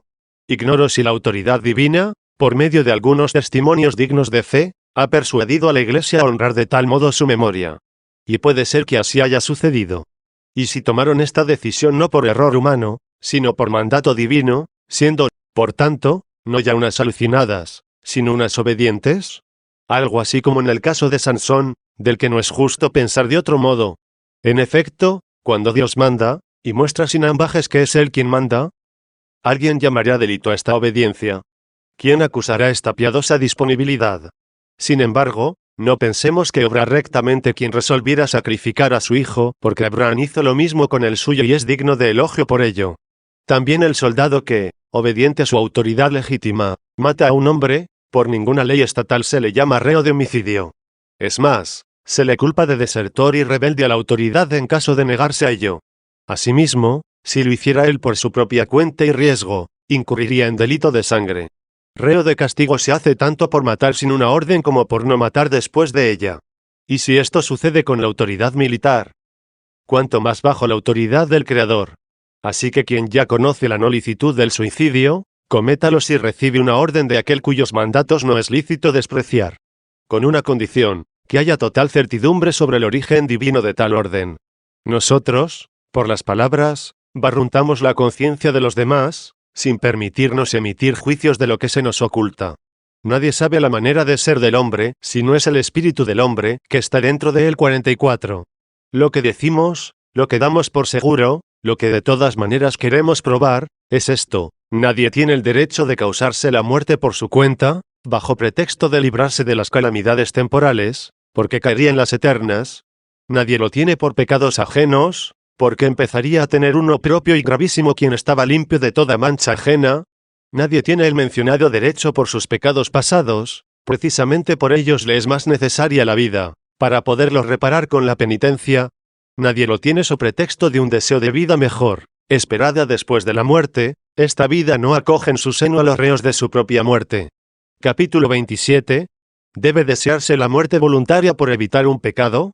Queda todavía un motivo, mencionado antes, por el que parecería de utilidad el suicidio, a saber, para evitar la caída en pecado, ya por seducción del deleite carnal, ya por la atrocidad del dolor. Si esta razón la damos por válida, poco a poco nos llevaría a la obligación de aconsejar a los humanos su propia muerte en el momento más oportuno, cuando, ya limpios por el baño santo de la regeneración, hubieran recibido la remisión de todos sus pecados. Es entonces el momento de evitar los pecados futuros, puesto que están borrados todos los pretéritos. En efecto, si la muerte espontánea es una buena obra, ¿por qué no hacerla sobre todo en tal momento? ¿Cómo es que todos los bautizados se perdonan la vida? ¿Cómo es que de nuevo ofrecen su cabeza, ya libre, a tantos peligros de esta vida, teniendo en la mano una solución tan fácil de evitarlos todos con el suicidio? Está escrito, quien ama el peligro en él caerá. 45. ¿Y por qué se aman tantos y tamaños peligros o, por lo menos, aunque no se amen, se exponen a ellos al permanecer en esta vida? ¿Quién puede lícitamente ausentarse de ella? Pero, ¿cómo es capaz de trastornar el corazón una perversión tan impertinente y cegarlo ante la verdad? Llegar a pensar que para no caer en pecado bajo la tiranía de alguien tendríamos la obligación de darnos muerte. Y que la vida sería para soportar este mundo, lleno a todas horas de tentaciones, algunas de ellas temibles, dignas de un tirano, y luego las innumerables seducciones restantes, de las que inevitablemente está llena esta vida. ¿Para qué, entonces, perder tiempo en sermones llenos de celo para inflamar a los bautizados en deseos de la integridad virginal, o de la continencia vidual, o de la misma fidelidad conyugal, cuando disponemos de un atajo mucho más práctico y lejos de todo peligro de pecar, como es el poder convencer a todos de que nada más conseguir la remisión de sus pecados, se abracen inmediatamente a la muerte produciéndosela? De esta forma los enviaríamos a Dios mucho más íntegros y puros. Pero si se le ocurre a alguien intentarlo o aconsejarlo, no digo ya que desvaría, es que está loco. ¿Con qué cara le podrá decir a una persona, mátate, no sea que al vivir en poder de un dueño desvergonzado, de bárbaras costumbres, añadas a tus pecados leves uno grave? Sería lo mismo que decir, cometiendo un enorme crimen, mátate, ahora que tienes perdonados todos tus pecados, no sea que vuelvas a cometerlos de nuevo o aún peores. ¿No ves que vives en un mundo lisonjero, con tantos placeres impuros, enloquecido con tantas crueldades nefandas, hostil con tantos errores y terrores? Y puesto que hablar así es una inmoralidad, inmoral es el suicidio. Porque si se pudiera dar alguna razón justa para perpetrarlo voluntariamente, sin lugar a dudas que esta citada sería la más justa de todas. Pero como ni siquiera esta es justa, ninguna razón lo es. Capítulo 28. Razones de Dios al permitir que la lujuria del enemigo pecase contra los cuerpos de las vírgenes. 1. No sintáis fastidio de vuestra vida, fieles a Cristo, si vuestra castidad llegó a ser la burla del enemigo. Tenéis motivos de una grande y auténtica consolación si mantenéis la convicción firme de no haber participado en los pecados cometidos, por permisión, contra vosotros. Pero podéis preguntar el porqué de esta permisión. He aquí la respuesta. Qué profunda es la providencia del Creador y Gobernador del mundo. Qué insondables son sus decisiones, y qué irrastreables sus caminos. 46. No obstante, interrogaos sinceramente desde el fondo de vuestra alma, a ver si tal vez no os habéis engreído, con aires de superioridad, del don de vuestra integridad, o de vuestra continencia vidual o de vuestro pudor conyugal, y a ver si, llevadas por el halago de las alabanzas, no habéis tenido envidia en este punto de algunas otras mujeres. No pretendo ser acusador de lo que ignoro ni he oído tampoco la respuesta que os da el corazón a estas preguntas. Pero si responde afirmativamente, no os maravilléis de haber perdido aquello con lo que pretendíais suscitar la admiración de los humanos, y de haberos quedado con lo que ellos ya no pueden admirar. Si no habéis prestado vuestro consentimiento a los que estaban pecando, es que el auxilio divino prestó ayuda a la divina gracia para no perderla, y el oprobio humano sucedió a la humana gloria para no amarla. En ambos casos, consolaos, mujeres atemorizadas, allá fuisteis probadas, aquí castigadas, allá fuisteis santificadas, aquí corregidas. Aquellas, por el contrario, que después de interrogar a su corazón pueden responderse que nunca se han enorgullecido de la excelencia de la virginidad, o de la viudez casta o del recato conyugal. 47, sino que, atraídas más bien por lo humilde, se han alegrado con temblor de este don divino, sin envidiar en nadie la excelencia de una santidad y castidad iguales. Antes bien, dejando a un lado la humana alabanza, que tanto más suele prodigarse cuando la virtud alabada es más infrecuente, han optado por crecer en número, más que por sobresalir un grupo reducido de ellas. Tampoco estas, digo, que se han conservado íntegras, si la lujuriosa barbarie ha hecho presa en alguna de ellas, deben quejarse de esta permisión, ni creer que Dios eche en olvido tales vilezas, porque permite lo que nadie comete impunemente. Por cierto que a algunos, como si fueran lastres de los depravados apetitos, se les deja rienda suelta por un juicio divino, oculto en el tiempo presente, pero quedando reservados para el último y público juicio. Quizá estas últimas, muy conscientes de no haberse engreído por el don de la castidad, pero que han padecido la violencia hostil en su propia carne, tenían alguna escondida debilidad que, en caso de estar libres de tal humillación en el curso del saqueo de Roma, podría verse traducido en humos altivos de soberbia. Así como algunos fueron arrebatados por la muerte para que la maldad no pervirtiera su inteligencia. 48. Así en alguna de estas mujeres se le arrebató un tanto de su honor por la violencia para que su situación ventajosa no ocasionara la perversión de su modestia. Así que tanto a unos, que ya se enorgullecían por no haber sufrido en su carne ningún contacto obsceno, como a las otras, que se podían tal vez enorgullecer si no llegan a sufrir el atropello brutal de los enemigos, a ninguna se le arrebató la castidad, sino que se les inculcó la humildad. A las primeras se les curó la hinchazón latente. A las segundas se las preservó de una hinchazón inminente. 2. No hay tampoco por qué pasar por alto otro punto. Varias de las víctimas de la violencia han considerado quizá la continencia como uno más de los bienes corporales. Se conservaría solamente si el cuerpo quedara libre de todo contacto carnal, en lugar de residir en la sola fortaleza de la voluntad, ayudada por Dios, santificando así no solo el espíritu, sino también el cuerpo. Por otra parte, este don, en su parecer, no sería de tal categoría que hiciera imposible arrebatárselo a nadie en contra de su voluntad. Supongo que se habrán visto libres de tal error. Cuando piensan con qué sinceridad han servido a Dios. Cuando con una fe inconmovible están convencidas de que, a los que así le sirven y le suplican, Dios no los puede en manera alguna dejar abandonados. Cuando están seguras de lo mucho que a Dios le agrada la castidad. Cuando todo esto, digo, se mantiene en ellas, claramente deducen una conclusión: Dios no puede permitir jamás que sucedan estos acontecimientos con sus santos y con ello corre peligro de desaparecer la santidad que Él les confirió y que en ellos continúa amando.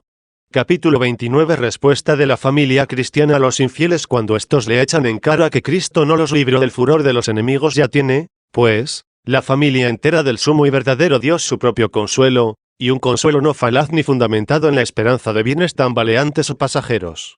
Ya no tienen absoluto por qué estar pesarosa ni siquiera de la misma vida temporal, puesto que en ella aprende a conseguir la eterna, y, como peregrina que es, hace uso, pero no cae en la trampa, de los bienes terrenos. Y en cuanto a los males, o es en ellos puesta a prueba, o es por ellos corregida. Y los paganos, que, con ocasión de sobrevivir tal vez a algunos infortunios temporales, insultan su honor, gritándoles: ¿Dónde está tu Dios? 49. Que digan ellos dónde están sus dioses, puesto que están padeciendo precisamente aquellas calamidades contra las que, para evitarlas, les tributan culto o pretenden que hay que tributárselo. He aquí la respuesta de la familia cristiana: mi Dios está presente en todas partes. En todas partes está todo Él. No está encerrado en ningún lugar, puede hallarse cerca sin que lo sepamos y puede ausentarse sin movimiento alguno. Cuando me azota con la adversidad, está sometiendo a prueba mis méritos o castigando mis pecados. Yo sé que me tiene reservada una recompensa eterna por haber tolerado religiosamente las desgracias temporales. Pero vosotros, ¿quiénes sois para merecer que se hable con vosotros ni siquiera de vuestros dioses? Cuanto menos de mi Dios, que es más temible que todos los dioses, pues los dioses de los gentiles son demonios, mientras que el Señor ha hecho el cielo. 50. Capítulo 30. Los que se quejan del cristianismo están deseando rebosar en prosperidades vergonzosas. Si todavía estuviese vivo el famoso Escipión Nasica, en otro tiempo vuestro pontífice, elegido unánimemente por el Senado, como el hombre más virtuoso para recibir la sagrada imagen de Frigia bajo el terror de la guerra púnica, ¿no os atreveríais quizá a mirarle al rostro? ¿Sería él en persona quien frenaría vuestra actual desvergüenza? ¿Por qué os quejáis del cristianismo cuando os azota la adversidad? No es porque estáis deseando gozar con seguridad de vuestros excesos y nadar en las aguas corrompidas de vuestras inmoralidades, lejos de toda molestia incómoda. Anheláis tener paz y estar sobrados de toda clase de recursos, pero no es para hacer uso de ellos con honradez, es decir, con moderación y sobriedad, con templanza y según las exigencias de la religión, sino para procuraros la más infinita gama de placeres con despilfarros insensatos, y en tal prosperidad dar origen en vuestra conducta a unas depravaciones peores que la crueldad de los enemigos. Pero este vuestro querido Escipión, pontífice máximo, declarado como el hombre más honrado de la República por el Senado en pleno, temía que os fuera a sobrevenir esta desgracia, y por eso rechazaba la destrucción de Cartago, rival entonces del poder romano, y se oponía a Catón, que abogaba por su ruina. Temía la seguridad para los espíritus débiles como a un enemigo, y veía que era necesario el terror como tutor adecuado para esta especie de ciudadanos menores. No se equivocó Escipión, fue la realidad la que le dio toda la razón. En efecto, destruida Cartago, es decir, alejado y desaparecido de Roma el terror, inmediatamente comenzaron a surgir, como consecuencia de la situación próspera, enorme cantidad de lacras, la concordia mutua se resquebrajó y llegó a romperse.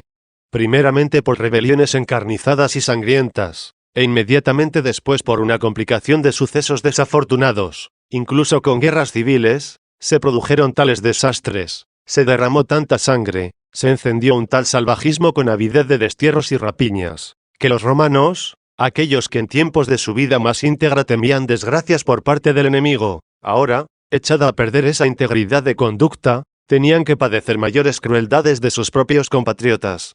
La misma ambición de poder, uno de tantos vicios del género humano, pero arraigado con mucha más fuerza en las entrañas de todo el pueblo romano, una vez vencidas algunas de las principales potencias, aplastó bajo el yugo de su servidumbre a las restantes, ya deshechas y fatigadas. Capítulo XXX. Y la corrupción, en una constante escalada, impulsó en los romanos la pasión de dominio. Y cuando iba a quedar satisfecha tal ambición en estos espíritus tan orgullosos, más que cuando llegasen a poseer el dominio absoluto, tras escalar todos los honores. En efecto, no habría la posibilidad de continuar manteniendo tales honores si no hubiera una ambición superior. Pero jamás la ambición se adueñaría si no es en un pueblo corrompido por la avaricia y el desenfreno.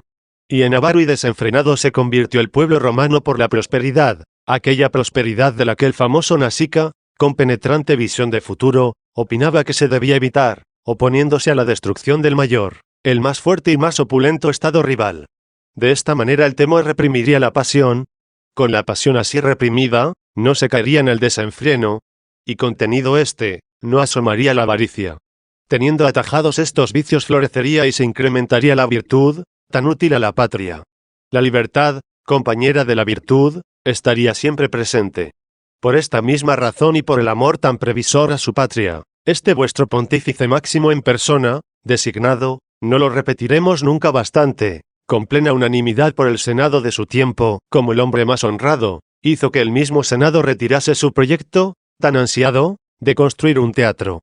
En su discurso, lleno de gravedad, logró persuadirlos para que no consintieran la infiltración de la molicie griega en la conducta varonil de su patria, y no tolerasen el desmoronamiento y la muerte de la virtud romana por causa de una advenediza depravación.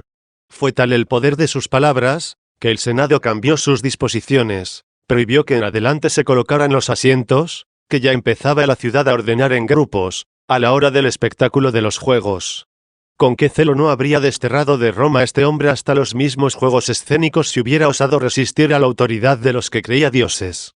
No se daba cuenta de que eran funestos demonios o, si lo sabía, más bien pensaba se les debía aplacar que menospreciar. Todavía no se había hecho luz ante los gentiles sobre aquella doctrina de lo alto, que pudiera cambiar las aspiraciones humanas y, limpiando el corazón por la fe, tendiese a los bienes celestes y supracelestes con humilde espíritu religioso, quedando liberado de la tiranía de los hinchados demonios. Capítulo XXX. Y institución de los juegos escénicos. A pesar de todo, sabedlo quienes lo ignoráis y los que fingís ignorarlo. Tenedlo en cuenta, vosotros que murmuráis contra el que os libró de tales tiranos, los juegos escénicos, espectáculo de torpezas y desenfreno de falsedades, fueron creados en Roma no por vicios humanos, sino por orden de vuestros dioses. Sería más tolerable el haber concedido los honores divinos al Escipión aquel que dar culto a dioses semejantes. Porque no eran estos mejores que su pontífice. A ver si ponéis atención, si es que vuestro espíritu, emborrachado de errores desde hace tanto tiempo, os permite hacer alguna consideración que valga la pena. Los dioses ordenaban exhibiciones de juegos teatrales en su honor para poner un remedio a vuestros cuerpos apestados. El pontífice, en cambio, prohibía la construcción del teatro mismo para evitar que vuestras almas quedaran apestadas. Si os queda una chispa de lucidez para dar preferencia al alma sobre el cuerpo, elegid a quién de los dos deberéis dar culto, si a vuestros dioses o a su pontífice. Y no se calmó aquella epidemia corporal precisamente porque en un pueblo belicoso como este, acostumbrado hasta entonces únicamente a los juegos de circo, se infiltró la manía refinada de las representaciones teatrales.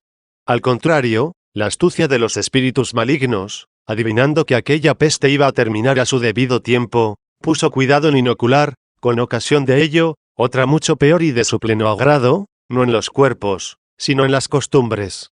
Esta segunda plaga les ha cegado el espíritu a estos desdichados con tan espesas tinieblas, y se los ha vuelto tan deformes, que todavía ahora, si llega a oídos de nuestra posteridad quizás se nieguen a creerlo, recién devastada Roma, aquellos contagiados de esta segunda peste, que en su vida han logrado llegar a Cartago, a porfía se vuelven locos por los histriones diariamente en los teatros. Capítulo XXX y los vicios de los romanos, que no se corrigieron por la destrucción de la patria. O inteligencias que ya no entienden. ¿Qué equivocación es esta? Mejor dicho, ¿qué frenesí es este? Según nuestras noticias, mientras todos los pueblos de Oriente y las ciudades más relevantes de los lugares más remotos de la tierra lamentan vuestro desastre, y declaran público luto, y se muestran inconsolables, vosotros, a buscar teatros, a meteros en ellos y abarrotarlos para volverlos todavía más estúpidos de lo que eran antes. Era esta bajeza y esta peste de vuestras almas, esta perversión de la integridad y de la honradez la que temía en vosotros Escipión cuando ponía el veto a la construcción de teatros, cuando veía que la prosperidad os podía sumir en la corrupción, cuando se negaba que estuvierais asegurados del terror enemigo. Nunca creyó él en la felicidad de un estado de erguidas murallas, pero arruinadas costumbres. Sin embargo, en vosotros tuvo más poder la seducción impía de los demonios que las advertencias de los hombres precavidos. Por eso los males que cometéis no queréis que se os imputen, mientras que los males que padecéis se los imputáis vosotros al cristianismo. Y ni siquiera en vuestra seguridad buscáis la paz de vuestra patria, sino la impunidad de vuestro desenfreno. Vosotros, que, viciados por la prosperidad, tampoco habéis sido capaces de corregiros en la adversidad. Quería manteneros el célebre Escipión en el temor el enemigo para que no os deslizarais hacia la molicie. Y vosotros, ni hechos trizas por el enemigo le habéis puesto freno a esa molicie. Habéis echado a perder los frutos aprovechables de la desgracia. Os habéis convertido en los más dignos de lástima, y habéis continuado siendo los más depravados. Capítulo XXX y la clemencia de Dios atemperó el desastre de Roma a pesar de todo, si continuáis con vida se lo debéis a Dios, que os invita con su perdón a que os corrijáis por el arrepentimiento. Él, a pesar de vuestra ingratitud, os ha concedido escapar de las manos enemigas usando el nombre cristiano de sus siervos o bien refugiándoos en los monumentos a los mártires. Dicen que Rómulo y Remo fundaron un asilo. Todos los que se refugiasen en él quedaban exentos de condenas. Esto lo hacían con el fin de aumentar la población de la ciudad que iban a fundar. Maravillosa iniciativa, que redundó en honor de Cristo. Los destructores de Roma determinaron lo mismo que habían hecho antes los fundadores.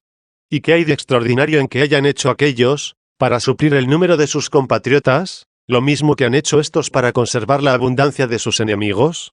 Capítulo XXXV. En medio de los paganos hay hijos de la Iglesia, y dentro de la Iglesia hay falsos cristianos. Estas y otras semejantes respuestas, y posiblemente con más elocuencia y soltura, podrán responder a sus enemigos los miembros de la familia de Cristo, el Señor, y de la peregrina ciudad de Cristo Rey. Y no deben perder de vista que entre esos mismos enemigos se ocultan futuros compatriotas. No vayan a creer infructuoso el soportar como ofensores a los mismos que quizá un día los encuentren proclamadores de su fe. Del mismo modo sucede que la ciudad de Dios tiene, entre los miembros que la integran mientras dura su peregrinación en el mundo, algunos que están ligados a ella por la participación en sus misterios y, sin embargo, no participarán con ella la herencia eterna de los santos. Unos están ocultos, otros manifiestos. No dudan en hablar, incluso unidos a los enemigos, contra Dios, de cuyo sello sacramental son portadores. Tan pronto se encuentran entre la multitud pagana, que llena los teatros, como entre nosotros en las iglesias.